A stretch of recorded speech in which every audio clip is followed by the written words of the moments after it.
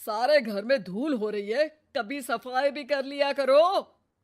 यहाँ पूरा दिन लगकर दोनों बाप बेटे का काम करो, साथ में ताने भी सुनो।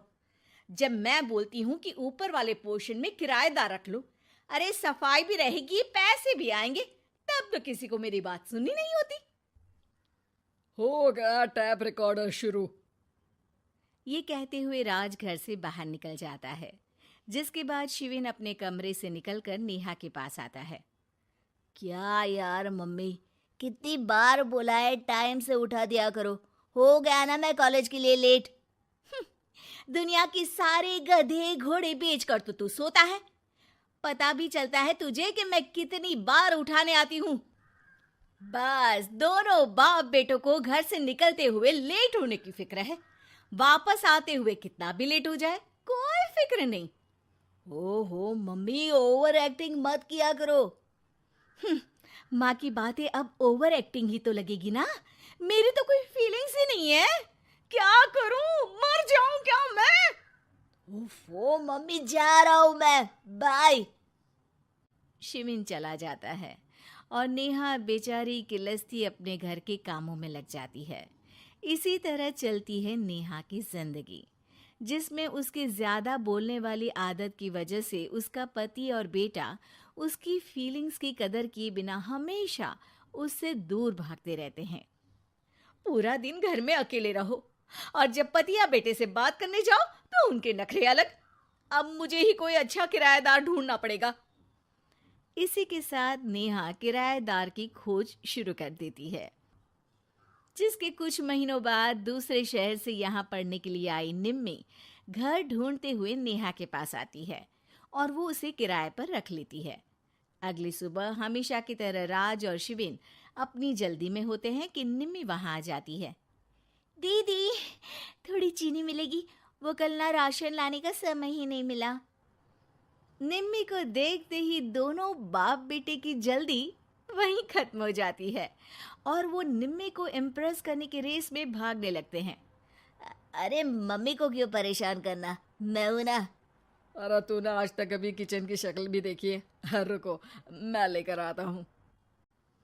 चीनी का डिब्बा कौन सा है और कहाँ रखा है वो तो पता नहीं है दोनों को, फिर चीनी के अपने मुंह से निकलने जा रहे हो किचन में। अरे मैं तो बस तुम्हारी मदद करने के लिए बोल रहा था। है क्या? मदद? और वो भी तुम करोगे? सच में? अरे कोई तो सच बताओ, सुबह सुबह दोनों बाप बेटे कोई सूखा नशा करके तो नहीं आ गए ना? अरे कैसी बेकार की बातें करती हो मम्मी। अरे जब कौवा अचानक हंस की चाल चलने लगेगा तो शक होना तो लाजमी है ना। घर का ऐसा माहौल देख निम्मी वहां से जाने ही लगती है कि राज उसे रोक लेता है। अरे आपने चीनी तो ली ही नहीं? इट्स ओके भैया, मैं आज बिना चाय की ही कॉलेज चली जाऊंगी। जहां एक तरफ भैया सुन राज का दिल टूट जाता है, वहीं कॉलेज सुन शिविन खुश हो जाता है। वैसे आप कौन से कॉलेज में हो? इस पर निम्मी जवाब देने ही वाली होती है, लेकिन नेहा टोकते हुए बीच में बोल पड़ती है। अब दोनों को देर नहीं हो रही। हद है इनसे भी, कहीं बात बनने ही नहीं देंगे मेरी तो। अरे जा रहे, अब यहाँ बचाई क्या है? इस पर निम्मी के पीछे पीछे शिविन कॉलेज की तरफ और राज ऑफिस चला जाता है। इसी तरह दिन बीतने लगते हैं, जिसमें अब सुबह जल्दी जाना और शाम लेट आने का सिलसिला सुबह लेट जाना और शाम जल्दी आने में बदल जाता है। एक शाम वो दोनों समय से पहले ही घर वापस आ जाते हैं, जिन्हें देख नेहा हैरान रह जाती है। हाय मेरे रब्बा, अरे पहले घर जल्दी आना शुरू कर दिया और आज तो उससे भी जल्दी। कहीं मैं कोई सपना तो नहीं देख रही? मतलब अब क्या हम अपने घर भी जल्दी वापस नहीं आ सकते? अरे घर तो कितने सालों से तुम्हारा ही है, पर लगता है कि अपना ही है, इस बात का एहसास अब हुआ है। वो सब ठीक है मम्मी। निम्मी कहाँ है? जरा उसे बर्थडे विश तो कर दूं। अरे वाह रे, आज तक तो अपनी माँ का बर्थडे तुझे याद नहीं रहा, उसका बहुत याद है। वो तो मुझे पापा ने याद दिलाया है। हैं? अरे क्या बोल रहे हो तुम? झूठे? नहीं बेबी, देखो मुझे तो तुम्हारा बर्थडे भी याद नहीं रहता, तो उसका कहाँ से याद रहेगा मुझे? तौबा! मैंने तो किराएदार रखकर अपने ही पैर पर कुल्हाड़ी मार ली। बेटा तो बेटा, यहाँ तो बाप भी किसी से कम नहीं है। इतनी देर में निम्मी भी घर वापस आ जाती है, जिसे देखते ही शिविन हैप्पी बर्थडे गीत गाता हुआ उसके पास चला जाता है। हैप्पी बर्थडे निम्मी। बताओ आज क्या चाहिए तुम्हें? हाँ हाँ, मांग लो ना इसकी जान। अरे नहीं नहीं, मुझे कुछ नहीं चाहिए, बल्कि मैं तो आज आप लोगों को कुछ देने आई हूँ। क्या क्या देने आई हो?